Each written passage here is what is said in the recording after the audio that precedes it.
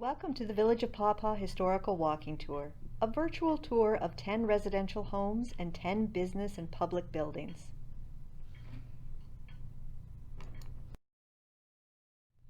The Sherman House on Gremp Street was built by John D. Sherman, a prominent feed and grain merchant.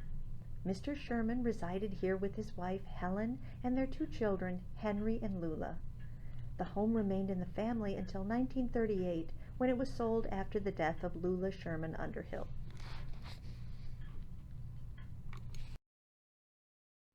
This home acquired its current stately appearance in 1939 when it was renovated by Clyde and Elsie Sinclair. Mr. Sinclair owned the famous Paw Paw Bait Company, whose hand-painted fishing lures were highly prized by collectors. It was built around 1890 by Ira J. Brott, and before 1939 it featured a classic Victorian wraparound porch with ornate spindles and fretwork. This is a classic example of a brick Italianate home popular in the late 1880s to early 1900s. It was built by Isaac B. Connor, a farm implement and carriage merchant. A brick stamped with 1888, the year the home was built, can be found in the southeast corner of the foundation. The home remained in the Connor family until 1920 and the death of Isaac's wife, Dolly Dilly Connor. A local carpenter, Ella Curtis, built this home as his personal residence. In 1911, the Dillon family purchased the house. David Dillon had served in the 4th Michigan Cavalry during the Civil War. The 4th Michigan assisted in the capture of Confederate President Jefferson Davis.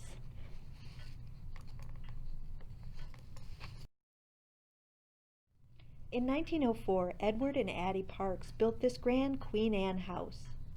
Edward had started at the First National Bank as a cashier and rose through the ranks to become bank president. Their son Howard bought the home from his parents in 1928. After graduating from the University of Michigan Law School, Harry L. McNeil returned to Paw Paw to practice law and operate the Van Buren Abstract Company. In 1898, he built this lovely 2,200 square feet Queen Anne-style home. Mr. McNeil and his wife Jenny resided here until 1923, when the house was sold to Howard and Elda Inglesby. Charles R. Avery, a prominent dry goods merchant, and his wife Flora built this Italianate home on 2 lots that he'd purchased 6 years earlier. Following Charles' death, their son Frank took over the family business and lived in the home until 1931. In the late 1800s and early 1900s, the Woodmans were one of Paw Paw's most prominent families and owned most of the land east of Paw Paw. David Woodman II built this fine Italianate home in 1883. In 1878, David was nominated to run for governor by the Greenback Party. This house remained in the family until 1920. After World War II, there was a housing shortage in the United States. The Lustron Company of Ohio designed this home as a kit to be assembled on site. The home was built in 1948 by Carl and Ethel Linderman. An estimated 2,000 Lustron homes remain across the nation. Sometime between 1860 and 1873, local carpenter Ella Curtis built this grand Italianate house. At the time the house was built, the Van Buren County Fairgrounds were located to the east. The Boothby family purchased this home in 1959, and today Boothby descendants still live in the home. The Village Hall became a National Historic Building in 1972. It served as Van Buren County's first courthouse. It was moved from Courthouse Square in 1903 and is now the Paw Paw Village Hall. This is the first home of the Paw Paw Volunteer Fire Department. Members of the fire department have served Paw Paw without pay or compensation since 1868. The Longwell Block was built on 2 lots on the corner of Michigan and Kalamazoo by George W. Longwell in 1888. Longwell Brothers Drugs and Groceries occupied the left side of the building, and the east side housed Paw Paw Savings Bank. The property was passed down to George's sons, Edgar and George Jr., who operated Longwell Drugs as partners until 1903. The Presbyterian congregation dedicated this building in 1858. It was renovated in 1902.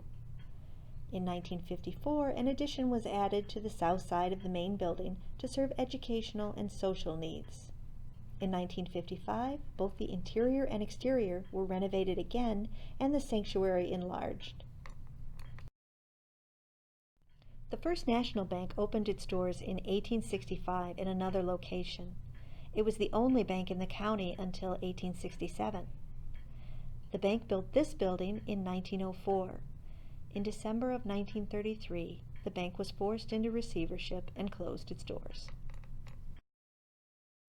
Milan U. Richardson established the Van Buren County Abstract Office in 1864. The abstract maintained a detailed record of all mortgages and deeds filed in the Van Buren County. In 1897, attorney Harry L. McNeil purchased the abstract and built this building in 1902. The abstract is now owned by the Lighthouse Group. This building was built as the first Paw Paw Public Library in 1920, with funds donated by Andrew Carnegie. The library moved to new quarters in 1991, and in 1995, following an extensive renovation, the building opened its doors as the Carnegie Community Center. On Saturday, September 2, 1901, a vast crowd gathered to see the laying of the cornerstone for the new county courthouse. Its neoclassic design was an embodiment of the new country's democratic ideas. The Van Buren County Courthouse was listed on the National Register of Historic Places in 1979. Water was first pumped from natural springs, and then in 1908 the pump was converted from steam to hydroelectric power. The wells were capped in 1920.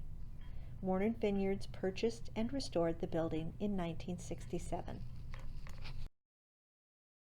During the 19th century, women of America became prolific builders of vital community institutions. Women used voluntary associations to help build their communities. The Coteric Club was established in 1890 and disbanded in 2009. Over its 100-year history, 698 women of Paw Paw helped create a library, established public parks, and advocated for early childhood education.